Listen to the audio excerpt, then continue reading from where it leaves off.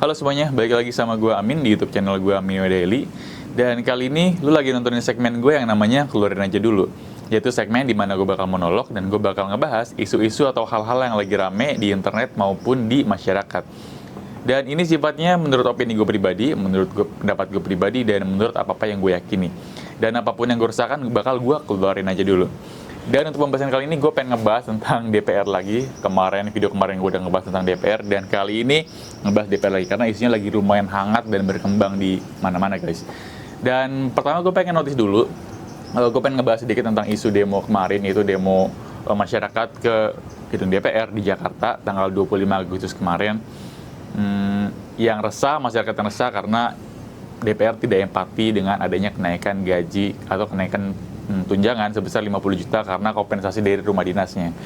Masyarakat akhirnya kesel ngelihatnya, dia nggak empati, DPR-nya juga kayaknya kerjanya nggak bener, masyarakat kesel dan akhirnya masyarakat turun ke jalan buat bersuara dan demo lah di sana. Yang gue lihat kali ini demonya, gue ngelihatnya ya, gue sih nggak ngelihat. Sebenarnya banyak banget isu-isunya, banyak banget detail-detail kejadian ya, tapi gue nggak pengen ngebahas semuanya. Kayaknya sih menurut gue demonya tuh kayak kurang begitu apa ya. Gue ngerasa memang isunya, yang pertama isunya menurut gue nggak terlalu gimana-gimana. Menurut gue kayak emang kita ngerti kan DPR emang dari dulu dalam tanda kutip kita ngerasa kerjanya nggak bener, terus emang nggak pernah empati dan segala macam kejelekan DPR dan apa yang buruk kita kan sudah tahu ya. Gue sih nggak punya, gue sih ngerasa kali ini demonya nggak ada urgensi yang gimana ya, nggak ada tuntutan RUU, misalkan ada tuntutan RUU yang mau disahkan atau apapun yang mau disahkan biasanya kan pada demo ya, karena ada urgensinya. Tapi buat demo kali ini gue nggak ngeliat ada urgensi yang gimana, cuma kayak kekesalan masyarakat aja. Dan yang gue tahu adalah BEM atau Badan Eksekutif Mahasiswa nggak ikut demo juga. Jadi barisan mahasiswa nggak ikut demo. Jadi yang ikut demo itu kebanyakan masyarakat, ojol, kayaknya buruh juga nggak ikut demo deh. Masyarakat, ojol, bahkan ada anak sekolah. Ya gue nggak tahu, kayaknya nggak terkoordinir dengan baik aja. Jadi kayak lebih ke arah rusuh aja daripada punya gagasan yang pengen dibawa gitu. Gue ngerasanya cuma pengen rusuh, cuma pengen ribut, cuma pengen meluapkan emosi aja. Jadi nggak punya sense of urgency, nggak punya konteks yang benar, konteks gagasan yang mengerucut gitu. Ini menurut gue dan menurut apa yang gue pahami ya. Gue ngeliat ini karena gue nggak ngerasa punya kepentingan apapun. Gue cuma melihat sebagai mata masyarakat atau gue sebagai personal ngelihatnya keadaannya gimana gitu. Dan gue sangat menyayangkan demo kali ini. Gue ngerti DPR memang kadang kita ngerasanya kocak gitulah. Gitu. Gue ngomongnya kocak aja lah ya. Dengan segala macam yang lo tau lah. Menurut gue aneh aja gitu. Tapi dengan lu demo, dan gue meyakini ya, yang gue yakini sekarang gue nggak begitu serak dengan adanya demo sih. Gue nggak begitu suka dan gue nggak begitu setuju dengan adanya demo. Kenapa? Karena yang gue lihat demonya ini kebanyakan rusuhnya tidak kontekstual, tidak punya sense of urgency, terutama demo yang kemarin ya. Demonya tuh kayak cuma rusuh aja. Tolnya ditutup, mobil pejabat dihancurin, terus separator busway dihancurin, dirubuhin, terus CCTV, terus ada motor kalau nggak salah dibakar. Pokoknya banyak banget kerusuhan-kerusuhan yang terjadi lah. Itu kan fasilitas publik, layanan publik hancur dan lumpuh gara-gara demo. Jadi kasihan orang-orang yang pada mau pulang kerja, mau berangkat kerja ataupun mau aktivitas, mau ada kerjaan di situ kan jadi terganggu gitu. Jadi bahkan ada beberapa korban yang nggak sengaja ketembak gas air mata, terus ketembak jadinya yang tasnya bolong sampai laptopnya bolong segala macam. Gue sih ngeliatnya kayak lebih banyak jeleknya gitu, lebih banyak kerusakannya daripada hal baik yang ditimbulkan. Jadi menurut gue kurang begitu setuju sama demo-demoan sih. Terus isu yang mereka bawa pertama kan ada kenaikan gaji DPR sebesar 50 juta. Terus ada bubarkan DPR juga. Nah, di sini gue pengen ngebahas tentang bubarkan DPR sih. Ini gue pengen ngebahas, ini sifatnya mendasar banget karena ini adalah apa-apa yang gue yakini dan gue tahu aja. Jadi bukan yang sangat mendetail, karena gue juga bukan anak politik dan bukan anak hukum. Jadi ini apa-apa yang gue tahu, gue sharing kepada kalian. Di sini menurut pandangan gue pribadi, ketika lu pengen bubarin DPR, memang kita kita kan memang kesel ya. Kita kesel ngelihat pejabat kita, ngelihat apa namanya, bagian dari kita, wakil kita ya di sana, enak-enakan, gajinya gede, tunjangannya gede, tunjangan rumah, tunjangan mobil, dikawal segala macem. Terus tidur-tiduran, yang kita lihat tidur-tiduran, nonton bokep, main judol, korupsi. Kita banyak lihat sisi negatifnya. Jadi kita kan geram ya. Lu kan gue gaji pakai duit gue, dalam tanda kutip pakai pajak yang gue bayar. Lu kan gue gaji pakai duit pajak. Lu mewakili gue. Yang pertama, lu nggak pernah menyuarakan opini gue sebagai masyarakat gitu lah. Lu nggak pernah dengerin gue sebagai masyarakat, dan lu wakilnya. Dan lu kerjanya nggak bener, lu korupsi mulu, lu arogan. Gue nggak ngerti kenapa banyak banget DPR yang arogan dan asal ngomong ya. Gue nggak ngerti kenapa itu bisa terjadi. Apakah karena emang dari personal emang begitu, apa emang nggak dibilangin sama anggota-anggota partai yang lain, atau ditegur sama ketua partai dan segala macem. Gue ngerasa, apalagi kemarin Uya Eko Patrio yang ngomong kita kan artis, gaji 3 juta mah nggak ada apa-apanya. Menurut gue ada ucapan gitu kan, lu nggak punya empati banget gitu. Seenggaknya lu sebagai pejabat publik, lu sebagai sosok wakil rakyat, seenggaknya lu harus ngerti gitu. Walaupun lu ngerasa lu nggak di posisi rakyat, tapi lu harus seenggaknya ngerti lah, seenggaknya pengen ngerti aja gitu. Lu punya uang, jangan begitu banget gitu maksud gue. Sedikit empati lah, jangan ngomong yang asal-asal. Kita kan ngerti ya, jadi kita ngerasa dengan kejelekan DPR, kita ngerasa udah bubarin aja lah DPR, nggak penting, buang-buang duit, kerjanya nggak bener, undang-undang nggak beres-beres, dan segala macamnya. Kalau misalkan masyarakat yang disparate, masyarakat yang sebel, masyarakat yang kesel, pengen DPR bubar, dan akhirnya mungkin DPR bubar, di sini pemerintah, yaitu presiden, punya kuasa yang sangat-sangat powerful, karena dia nggak punya check and balance di DPR. Kalau kita ngomongin secara tiras politika, kita kan ada eksekutif, ada legislatif, ada yudikatif. Dimana, simpelnya aja, biasanya itu eksekutif sama yudikatif itu dia saling ngobrol buat bikin keputusan. Misalkan, pemerintah pengen bikin program makan bergizi gratis. Gue pengen bikin program nih makan bergizi gratis. Programnya begini, anggarannya sekian, kementerian yang terlibat sekian. Nah, ketika program itu pengen dijalankan, dia tuh ngomong sama DPR. DPR, gue pengen bikin program nih, anggaran sekian, kementerian yang bakal ngurusin sekian, gini, gimana tanggapan kalian? Nah, kalau DPR setuju dengan pertimbangan yang matang, ini DPR setuju nih ngeliat, nih political will-nya bagus, terus anggarannya masih bisa oke lah, terus programnya juga jelas terstruktur gitu. DPR bakal ACC terus jalan programnya.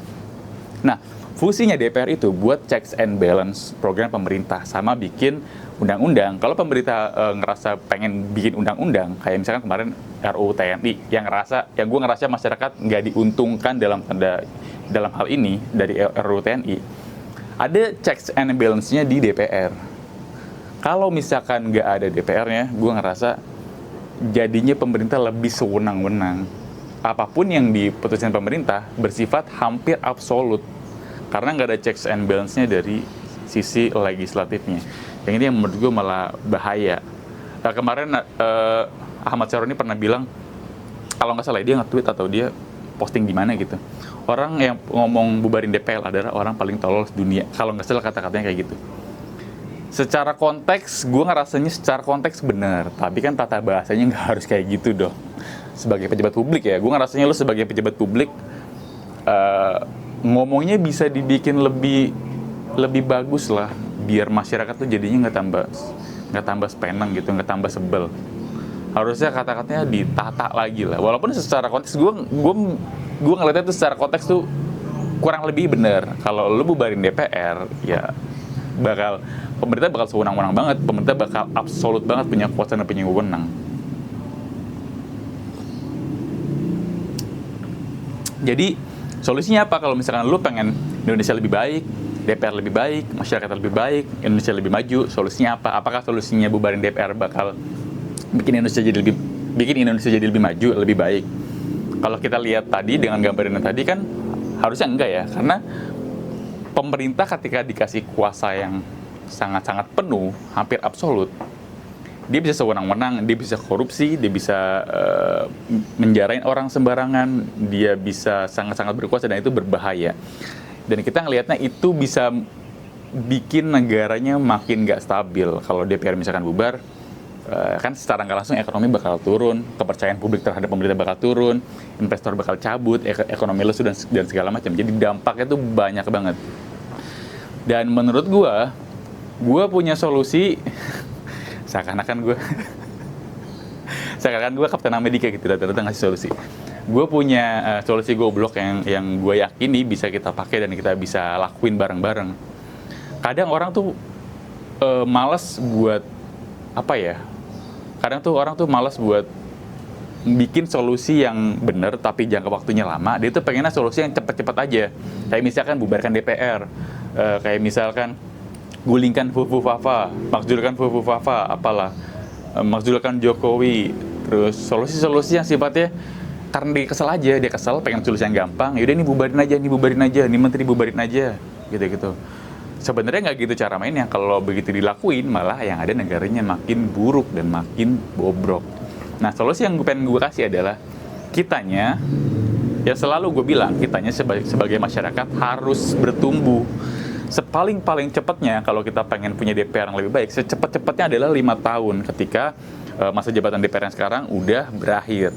Di 5 tahun dari sekarang kita perlu bertumbuh, kita perlu lebih melek politik, kita nggak bitter terhadap politik, kita nggak ngelihat orang jahat dan orang baik, dia jahat dia baik, terus kita ngelihat udahlah Indonesia memang nggak bisa jadi negara yang maju, DPR korup, presidennya begitu, menteri-menterinya juga pada korup segala macem. Kalau lu malah begitu, malah hancur harapannya. Lu harus punya harapan, lu harus mau bergerak. Selama 5 tahun kita lebih melek politik, kita lebih ngerti siapa yang bakal kita coblos, mulai dari DPD, DPR, terus mungkin ada gubernur nantinya, terus ada presiden yang bakal kita pilih. Kita harus lebih ngerti, lebih melek dan lebih peka. Bukan yang malah bodo amat, bukan yang udahlah biarin aja lah, biar hancur sekalian. Jadi kayak gitu. Gue pengennya udah nggak ada lagi politik uang, udah nggak ada lagi artis-artis yang nyalon, udah nggak ada lagi partai-partai politik yang ngambil artis-artis cuma buat dapetin suara doang. Kalau kitanya sebagai masyarakat maju, kalau kitanya sebagai masyarakat lebih ngerti dan lebih paham, kita bisa lebih bijak dalam memilih. Kita udah nggak milih berdasarkan politik money, kita memilih nggak berdasarkan artis, kita nggak milih berdasarkan popularitas, kita memilih berdasarkan meritokrasi dan berdasarkan kompetensi orang tersebut. Kalau itu terjadi secepat-cepatnya 5 tahun, gue berharap 5 tahun setelahnya masalah-masalah ya seenggaknya akan sedikit berkurang lah. Gue nggak bisa bilang akan jadi lebih baiknya, jomplangnya banyak. Gue mikirnya dikit-dikit, karena gue ngerasa perubahan itu nggak bisa langsung dari 0 ke 100 atau dari 0 ke 50. Gue ngerasa itu perubahan tuh harus dibikin tuh dari 0, 1, 2, 3, 4, 5, 6. Mungkin 5 tahun ke depan kalau kita menjadi pribadi yang lebih baik, dengan kita punya keputusan politik yang lebih baik, seenggaknya sedikit ada perubahan, walaupun nggak begitu banyak, tapi seenggaknya kita berproses menuju hal yang lebih baik. Dengan begitu, dengan masyarakat yang terakumulasi terus-menerus, gue yakin 10-20 tahun lagi, semua yang duduk di DPR adalah orang-orang yang kita percaya, semua yang duduk di DPR adalah orang-orang yang, gak semua sih kayaknya, mungkin sebagian besar, kalau semuanya gue nggak begitu yakin, sebagian besar yang duduk di DPR adalah orang-orang yang kita percaya, sebagian yang duduk di DPR adalah orang-orang yang memang secara keilmuan ada di situ. Mereka yang di DPR adalah mereka yang sungguh-sungguh, karena kita sebagai masyarakat bisa memilih dan bijak memilih. Akhirnya yang ditempatkan di sana adalah orang-orang yang bagus dan baik menurut kita, karena masyarakatnya juga bertumbuh. Dan yang gue yakini adalah kita ini sebagai masyarakat adalah sebagai populasi, dan di DPR pemerintahan itu adalah sebagai sampel. Gue sangat meyakini ketika populasinya adalah sebagian besar adalah orang yang bagus, orang yang hebat, orang yang bertumbuh, gue sangat-sangat yakin sebagai sampel, sebagai wakil mereka yang di DPR, di pemerintahan juga akan semakin bagus pula. Jadi ini adalah solusi yang nggak bisa langsung terjadi, nggak seperti solusi yang bubarkan DPR, ganyang fufu apa dan segala macam. Ini adalah solusi yang kita bikin perlahan. Kita bikin satu step satu demi satu, yang mana nantinya beberapa puluh tahun kemudian akan menjadi pemerintahan yang lebih baik lagi. Ini adalah solusi yang gue yakini bisa kita lakukan bareng-bareng, mulai dari diri kita sendiri, dan gue nggak yakin ini adalah solusi yang mungkin bisa bikin Indonesia jadi lebih baik. Ini menurut opini goblok gue aja. Jadi kalau ada yang bilang bubarin DPR buat Indonesia yang lebih baik dan yang lebih maju, menurut gue agak keliru. Kita butuh DPR, kita butuh checks and balance pemerintah. Walaupun DPR kita kerjanya nggak benar, kerjanya kocak, orang-orangnya juga kocak, omongannya nggak pernah ditata, asal ceplas-ceplos dan segala macam. Tapi gue ngerasanya sejelek-jeleknya mereka, kita masih butuh mereka, karena seenggak-enggaknya mereka adalah checks and balance dari pemerintah. Kalau dia nggak ada, kalau DPR-nya nggak ada, pemerintah makin sewenang-wenang. Secepat-cepatnya kita bisa mengubah mereka. Kalau kita nggak setuju atau nggak sepakat mereka ada di situ, ada 5 tahun ke depan. Gue berharap selama 5 tahun ini lo berproses, lo bertumbuh, lo lebih melek politik, lo lebih peka politik, dan lo lebih jadi manusia yang bijak, bisa memutuskan mana yang orang-orang yang mana yang punya visi dan misi yang tepat, bukan karena popularitas, bukan karena artis, bukan karena money politik. Lu ngerti dia karena dia emang sosok yang tepat, lu pilih dia. Gue berharap ini akan terjadi gue berharap hal-hal begini bisa sampai ke masyarakat lebih luas sih. Tapi kayaknya kalau Ferry Irwandi yang ngomong bakal lebih tersalurkan. Oke, mungkin segitu aja dari gue. Terima kasih telah menonton video ini sampai habis. Sampai berjumpa di video-video berikutnya. Thank you and goodbye.